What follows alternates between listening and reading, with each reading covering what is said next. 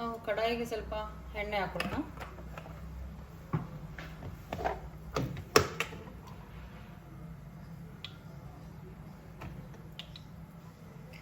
ಹಾಗೆ ಚಾಪ್ ಮಾಡ್ಕೊಂಡಿರೋ ಈರುಳ್ಳಿ ಹಸಿಮೆಣಸೆಲ್ಲ ಅದಕ್ಕೆ ಹಾಕ್ಕೊಳ್ತೀನಿ.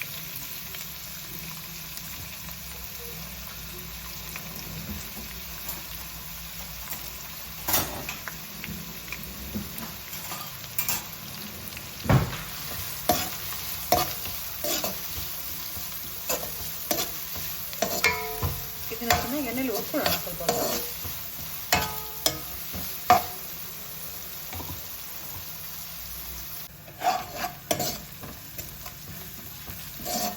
ಈರುಳ್ಳಿ ಚೆನ್ನಾಗಿ ಎಣ್ಣೆಲಿ ರೋಸ್ಟ್ ಆಗಿದೆ. ಇದಕ್ಕೆ ನಾನು 2 ಮೀಡಿಯಮ್ ಸೈಜ್ ಟೊಮೆಟೊನ ಚಾಪರಲ್ಲಿ ಹಾಕೊಂಡು ಚಾಪ್ ಮಾಡ್ಕೊಂಡಿದ್ದೀನಿ. ತುಂಬ ನೈಸಾಗಿ ಮಾಡ್ಕೊಂಡಿಲ್ಲ,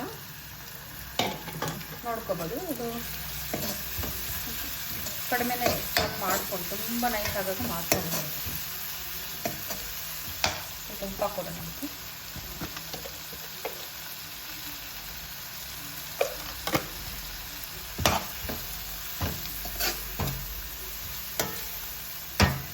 ಟೊಮೆಟೊ ಸ್ವಲ್ಪ ಬೇಯಕ್ಕೆ ಇಡೋಣ.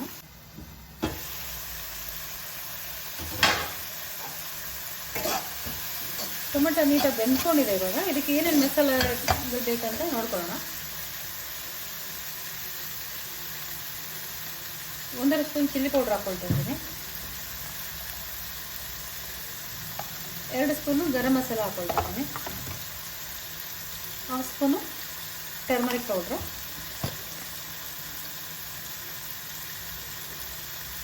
1-2 ಸ್ಪೂನಷ್ಟು ಚಿಕನ್ ಮಸಾಲ ಹಾಕ್ಕೊಳ್ತಾ ಇದ್ದೀನಿ. ಈ ಮಸಾಲೆ ಸ್ವಲ್ಪ ಚೆನ್ನಾಗಿ ಎಣ್ಣೆಯಲ್ಲಿ ಬೇಯಿದೆ. ಒಂದು 5 ನಿಮಿಷ ಇದನ್ನ ಬೇಯಿಡ್ತಾ ಇದ್ದೀನಿ. ತೆಗೆದು ನೋಡೋಣ. ಮಸಾಲೆ ಬೆಂದಿದೆ, ಚೆನ್ನಾಗಿ ಬೆಂದ್ಕೊಂಡಿದೆ. ಇದಕ್ಕೆ ಇವಾಗ ನಾನು ತೊಳೆದಿಟ್ಕೊಂಡಿರೋ 1 kg ಚಿಕನ್ ಹಾಕ್ಕೊಳ್ತಾ ಇದ್ದೀನಿ.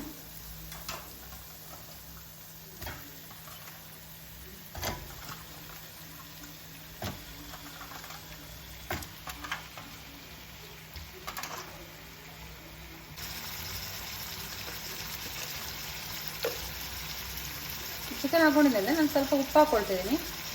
ಆವಾಗಲೇ ಸ್ವಲ್ಪ ಉಪ್ಪು ಹಾಕೊಂಡಿರೋದಕ್ಕೆ ಈಗ ನೋಡಿ ಹಾಕ್ಕೊಳ್ತಾ ಇದ್ದೀನಿ ನಾನು. ಮತ್ತೆ ಬೇಕಿದ್ರೆ ಹಾಕೋಬೋದು.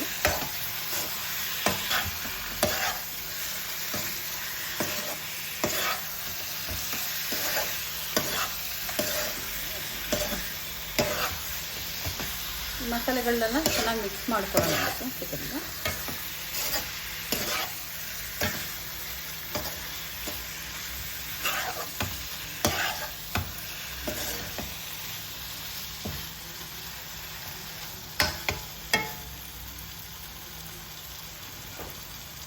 ಇದು ಮುಚ್ಚಿಟ್ಟು ಸ್ವಲ್ಪ ಬೇಯಿಡೋಣ.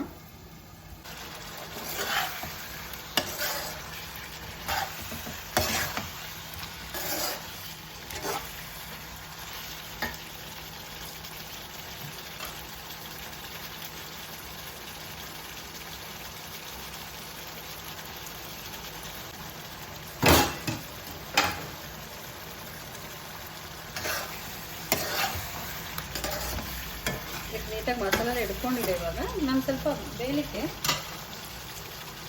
ನೀರು ಹಾಕ್ಕೊಳ್ತಾ ಇದ್ದೀನಿ.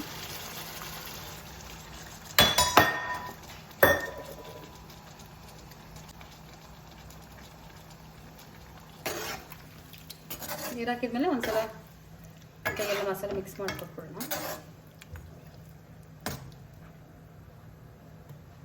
ಈಗ ಇದನ್ನ ನಾನು ಹೈ ಫ್ಲೇಮಲ್ಲಿ ಇಟ್ಕೊಂಡು ಸ್ವಲ್ಪ ಬೇಯಕ್ಕೆ ಇಟ್ಕೊಳ್ತಾ ಇದ್ದೀನಿ.